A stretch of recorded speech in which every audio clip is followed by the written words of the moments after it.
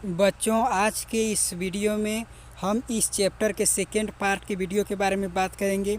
यदि आपने first part video नहीं देखा है तो मैं लिंक डिस्क्रिप्शन में दे दूँगा, वहाँ से आप जाकर देख सकते हैं।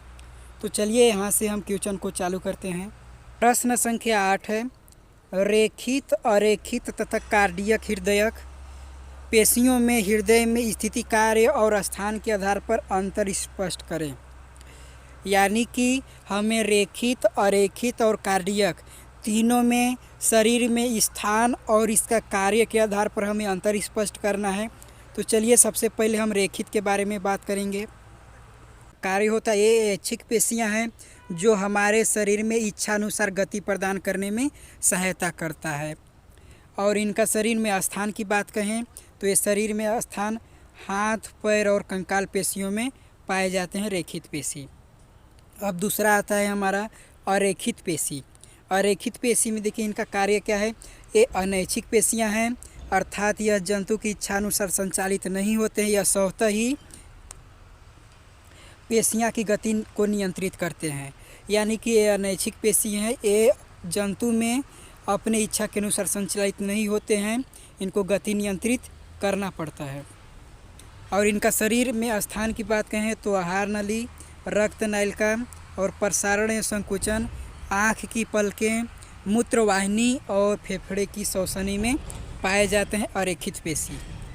अब लास्ट है कार्डियक पेशी, जिसको हृदयक पेशी भी बोला जाता है।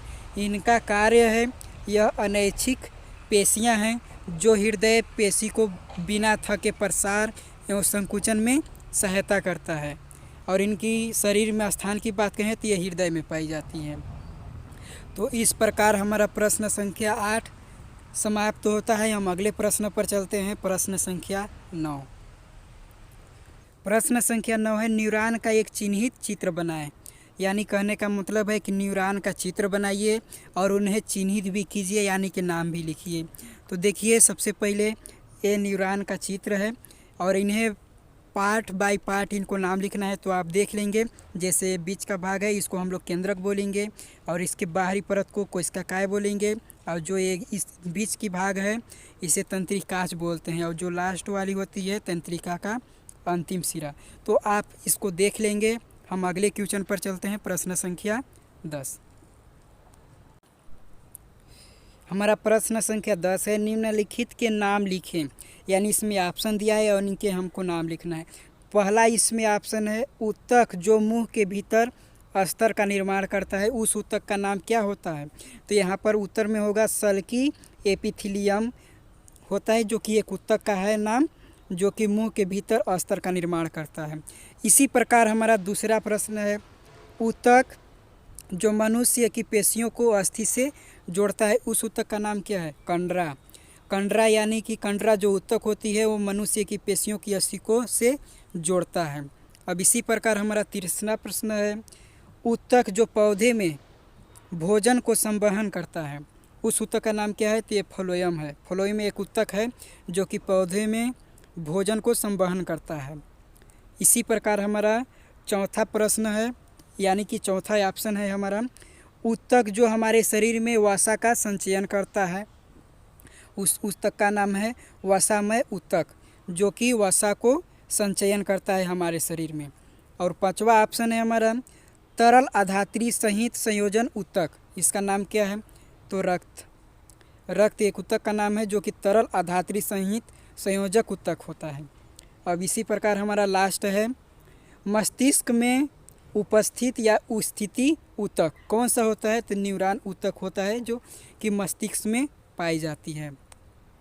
तो इस प्रकार हमारा 10वां प्रश्न रहा, और अगले प्रश्न पर हम चलते हैं।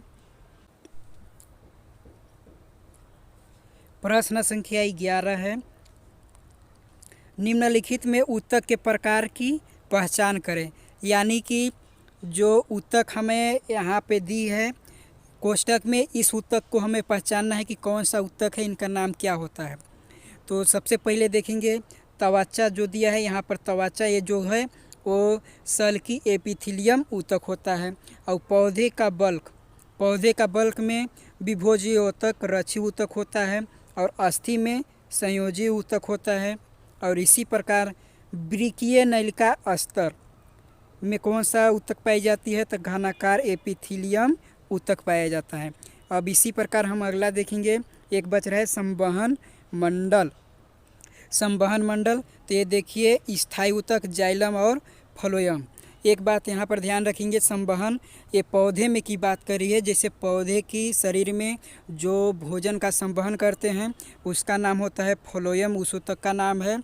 तो यहाँ पर संवहन मंडल यानी कि जो पौधे में संवहन मंडल होती है वो जाइलम और फ्लोएम स्थायी ऊतक के द्वारा होता है। तो इस प्रकार हमारा प्रश्न संख्या 11 भी समाप्त होता है। हम अगले प्रश्न पर चलेंगे, प्रश्न संख्या 12। प्रश्न संख्या 12 है, पैरेनकाइमा ऊतक किस क्षेत्र में स्थित होते हैं? यानी जो पैरेनकाइमा होता है वो पेड़ पौधे में पाए जाते हैं और किस क्षेत्र में उपस्थित होते हैं या स्थित होते हैं? तो देखेंगे, पैरेनकाइमा ऊतक पत्तियों में पाए जाते हैं और इस स्थिति में इसे क्लोरेनकाइमा हरितलवक भी कहा जाता है। तो देखिए, जैसे कि जलीय पौधे होते हैं उनमें बड़ी गुहिकाएँ होती हैं जो पौधों को तैरने के लिए उत्प्लावन बल प्रदान करती है। इस पैरेनकाइमा को एरेनकाइमा भी कहते हैं और ये जो पैरेनकाइमा होती है ये पौधे के पत्तियों, तने तथा जड़ों में पाई जाती है। तो हम अगले क्वेश्चन पर चलेंगे, प्रश्न संख्या 13। प्रश्न संख्या 14 है, छाल यानी कि कार्क किस प्रकार सुरक्षा ऊतक के रूप में कार्य करता है? तो देखिए, जो छाल पाई जाती है पेड़ पौधे में पाई जाती है। देखिए उत्तर में, जब वृक्ष की आयु बढ़ती है तो तने के एपिडर्मिस के स्थान पर विभोज्य ऊतक की पट्टी बन जाती है और ये एक मोटा सुरक्षात्मक ऊतक होता है। यानी कहने का मतलब है, जब एक वृक्ष होता है वह धीरे धीरे उनकी आयु बढ़ती है तो उनके तने में जो बाहरी परत होती है जिसको हम लोग छाल बोलते हैं या कार्क होता है, वो धीरे धीरे मोटा हो जाता है या वो मोटा सुरक्षात्मक ऊतक के अंतर्गत आती है। तो इसके बारे में कहा जा रहा है। आगे देखते हैं, बाहरी सतह की कोशिकाएं इस सतह से अलग हो जाती हैं और ये पौधे पर अनेक परतों वाली मोटी छाल कार्क का निर्माण करती है और इन छालों की कोशिकाएं मृत होती हैं और ये बिना अंत कोशिका स्थानों के व्यवस्थित होती है।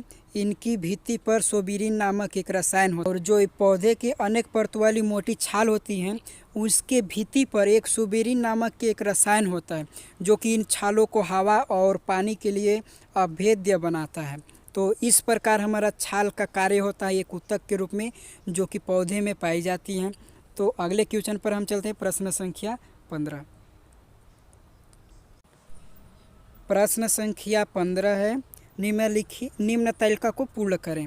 तो इसमें तालिका दिया गया है जिससे हमको यहाँ पर खाली स्थान दिया गया है, यहाँ पर भी है एक 3 स्थान दिया है खाली, इससे हम लोग को पूरा करना है। स्थायी ऊतक, इसमें सरल और दूसरा दिया है जटिल। सरल ऊतक में क्या क्या होता है? पैरेनकाइमा, कोलेनकाइमा और एक स्क्लेरेनकाइमा होती है। तो यहाँ पर आपका भराएगा पैरेनकाइमा और यहाँ पर स्क्लेरेनकाइमा। और इसी प्रकार जटिल ऊतक में क्या होता है? जाइलम और दूसरा होता है फ्लोएम। तो यहाँ पर आप भर लेंगे। तो इस प्रकार हमारा 15वां क्वेश्चन भी समाप्त होता है। हम अगली वीडियो में आपसे मिलते हैं। बस आज के लिए इतना ही, धन्यवाद।